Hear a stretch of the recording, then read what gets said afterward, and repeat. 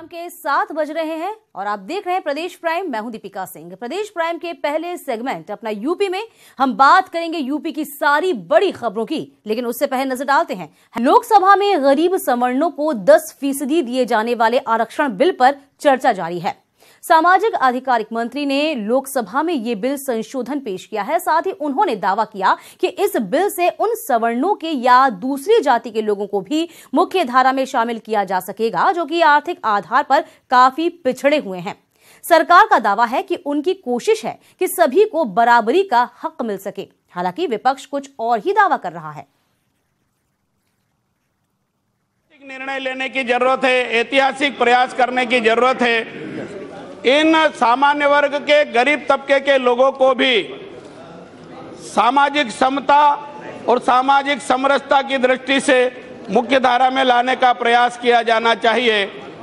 प्रधानमंत्री जी जब बने थे तो उन्होंने कहा था उनकी सरकार गरीबों को समर्पित सरकार है, सबका साथ सबका विकास। जो कहा था वो किया और आगे कारगर कदम उठाने की दृष्टि से ये संविधान संशोधन बिल प्रस्तुत किया गया है। मैं तो यहां देख रहा हूं कि अधिकतर राजनीतिक दल चाहे इस तरफ हो या उधर हो, जब उन्होंने अपने चुनावी घोषणा पत्र जारी किए थे तो अनरिजर्व्ड कैटेगरीज के जो गरीब हैं उन्हें आरक्षण मिले, ये जुमला तो उसमें डाला था। और इसलिए आज तक कई सरकारें आई, केंद्र में भी राज्यों में भी कई बार प्रयास भी हुआ, लेकिन सही रास्ते से प्रयास नहीं हुआ और इसलिए वो कानूनी रोक के अंदर आकर कहीं ना कहीं उसमें बाधाएं खड़ी हो गई। राजनीति अपनी जगह है, सियासत की अपनी दुनिया है और इन सब के बीच उत्तर प्रदेश के डिप्टी सीएम दिनेश शर्मा कह रहे हैं कि आर्थिक आधार पर आरक्षण देने का फैसला ऐतिहासिक है और ये सिर्फ बीजेपी कर सकती है। मोदी सरकार ने गरीब सवर्णों को, आर्थिक रूप से कमजोर सवर्णों को 10% आरक्षण देकर के एक तरह से मास्टर स्ट्रोक मारा है और आज उस पर बातचीत करने के लिए मौजूद है हमारे साथ deputy CM doctor Dinesh Sharma ji. Doctor Dinesh Sharma ji, क्या कहेंगे कि क्या ये पॉलिटिक्स जो आने वाले समय मिशन 2019 सामने है, इसको मास्टर स्ट्रोक हम कह सकते हैं? मैं समझता हूं कि इस प्रकार के शब्द उचित नहीं होगा। मोदी जी कोई स्ट्रोक नहीं मारते।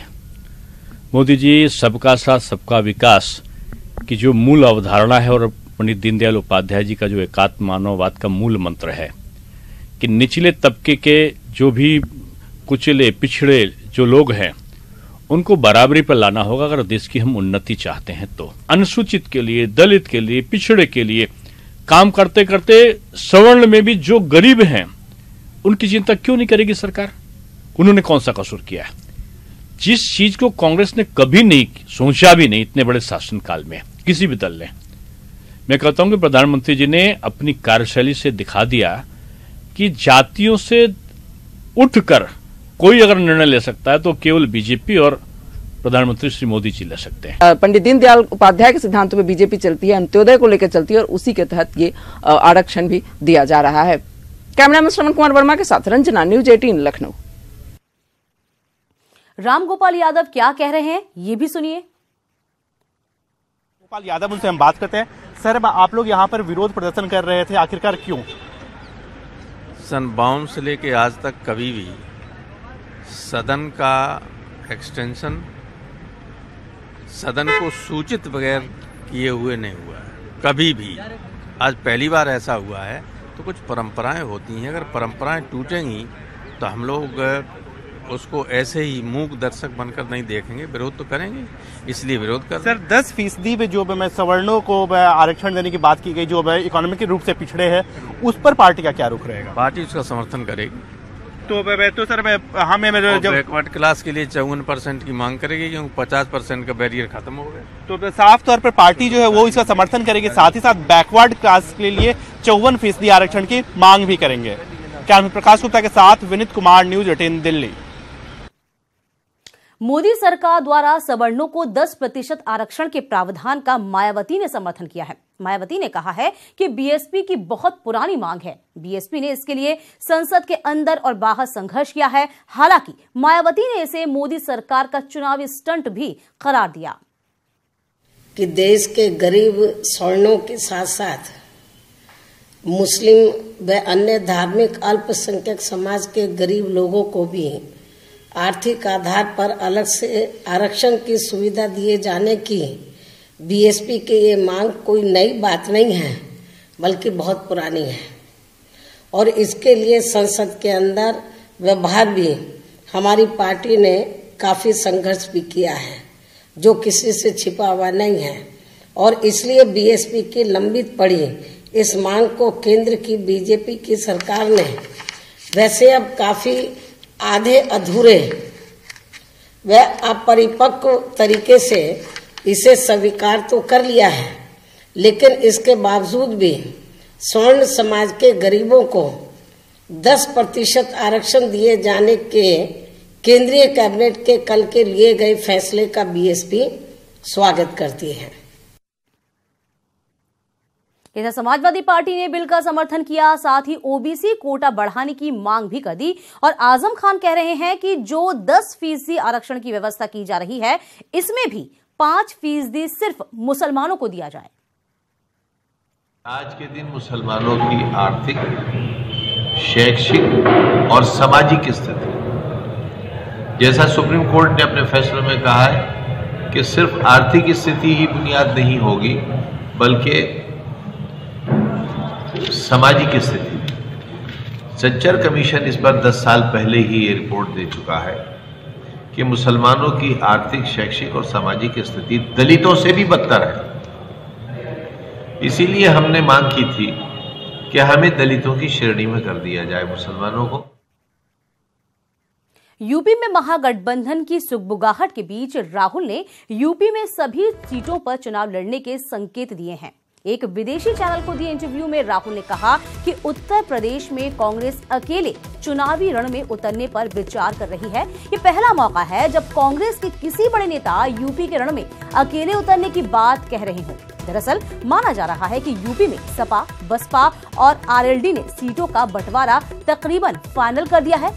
सूत्रों के अनुसार इस बंटवारे में कांग्रेस को बाहर रखते हुए सिर्फ राहुल और सोनिया की परंपरागत रायबरेली और अमेठी सीटों पर कैंडिडेट न उतारने का फैसला किया गया। माना जा रहा है कि राहुल का बयान इसी संदर्भ में है।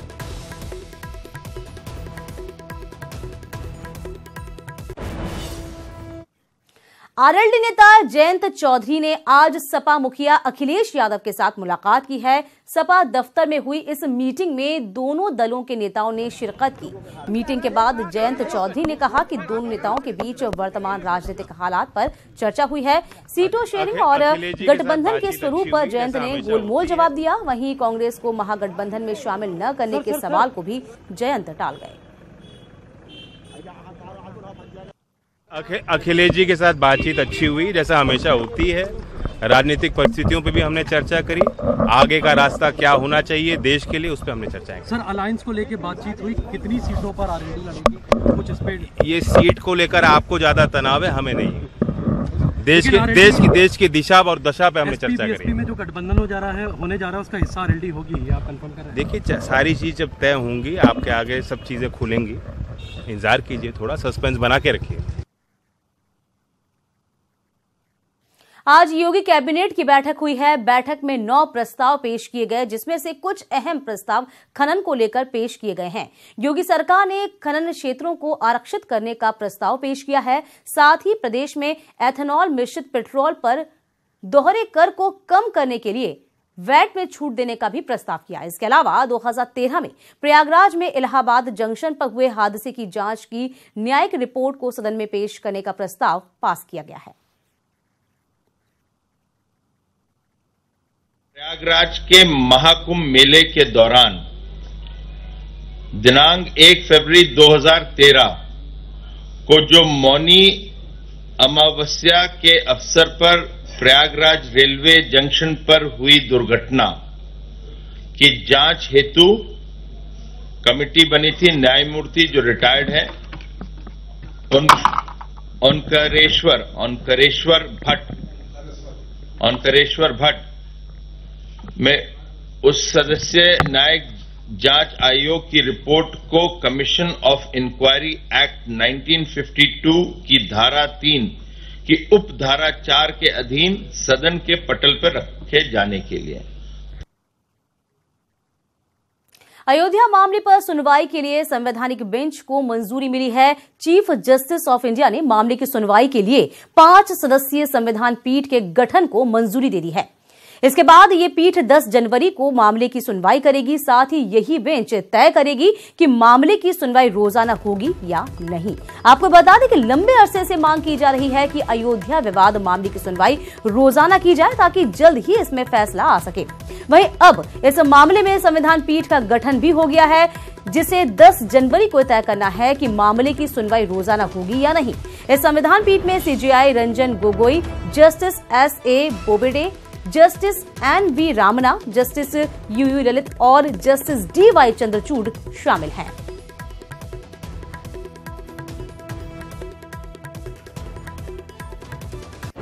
अक्सर अपने विवादित बयानों से सुर्खियों में रहने वाले कांग्रेस नेता मणिशंकर अय्यर इस बार मुसीबत में हैं। इस बार उन्होंने भगवान राम की जन्म स्थान को लेकर टिप्पणी कर दी, जिस पर साधु संतों ने नाराजगी जाहिर की है। यहां तक कि बाबरी मस्जिद के मुद्दई ने भी मणिशंकर अय्यर के बयान को गलत और लोगों की भावना भड़काने वाला बयान बताया है। दशरथ एक बहुत बड़े महाराजा थे। कहा जाता है कि उनके महल में 10,000 कमरे थे, तो कौन जानता है कि कौन सा कमरा कहाँ था।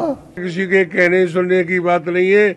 वो तो अनादिकाल का स्थान, प्राचीन ऐतिहासिक स्थान जहाँ रामलला विराजमान है, उसके प्रमाण भी मिल चुके हैं। उसको कुछ नहीं ज्ञान है, केवल नेतागिरी करें और शास्त्र की बात न बोलें।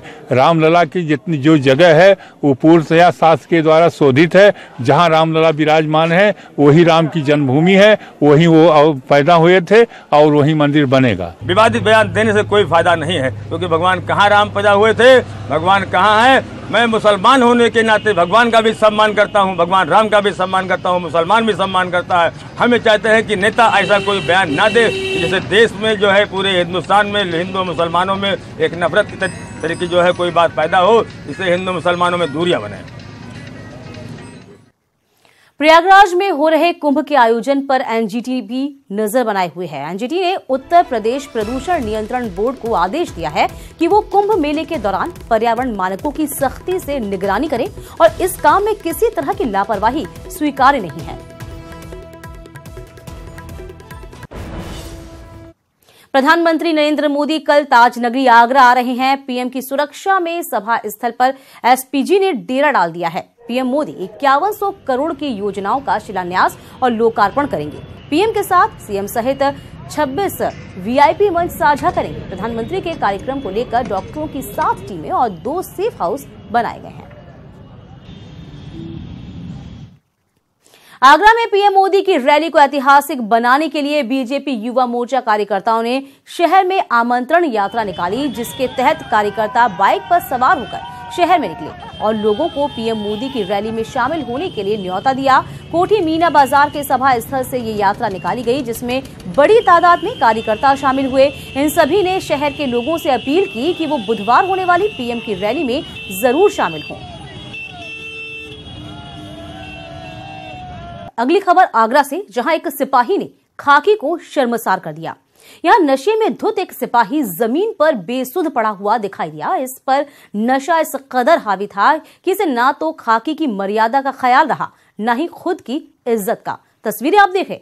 बताया जा रहा है कि किसी शख्स ने इसका वीडियो बना लिया और वायरल कर दिया। ये सिपाही किस थाने में पोस्टेड है, फिलहाल इसका पता नहीं चल पाया है। नशे में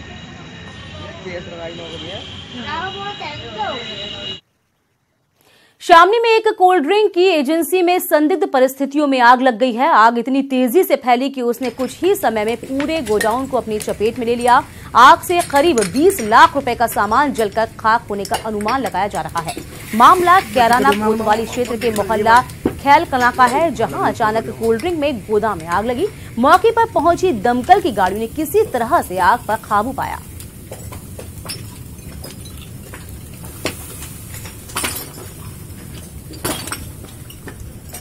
वाराणसी में क्राइम ब्रांच और लोल्हा पुलिस ने 3 करोड़ की हेरोइन के साथ ही 2 अंतर्राज्यीय तस्करों को गिरफ्तार किया है।